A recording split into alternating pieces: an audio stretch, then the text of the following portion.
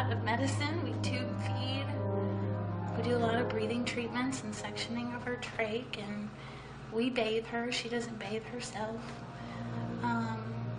We go to a lot of doctor's appointments and things like that instead of taking her to the park, I guess, all the time. But then we do a lot of regular things too. She goes to school. You know, we go to the mall. We do what everybody else does. It's just a little altered.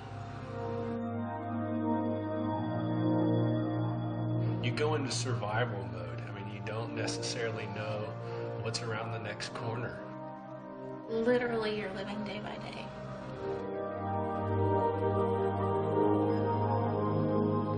I know that she's like physically dependent, but in a recent struggle that we went through, I figured out that I always thought that the hardest thing I'd ever do was raise Ashtyn. And that's not true. The hardest thing I'll ever do is live without her.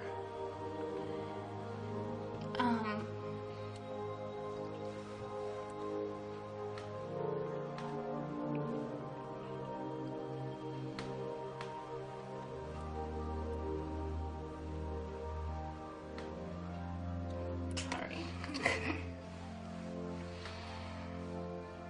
I don't normally do this. It's the light. Yeah.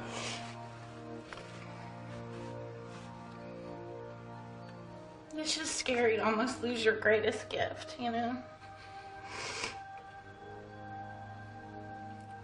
Do you think that'd be any different if she was, like you were saying, a typical Ashtyn instead of your Ashtyn? I wouldn't know what I know if she wasn't just exactly like she was. God has a purpose.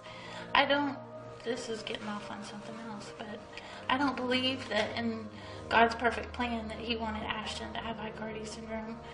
I don't believe that He wanted me to have cancer. But we did. And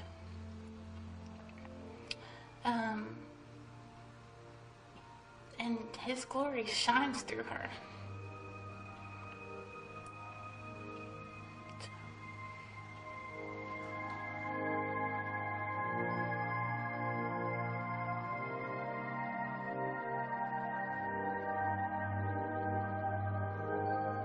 She's impacted more lives in 6 years than we have combined in our 60. Ashtyn has never spoken a word and impacted more people than we have, and we talk. That's what keeps you keeping on. Definitely will keep you keeping on. Unconditional love. Ashtyn taught me how to love.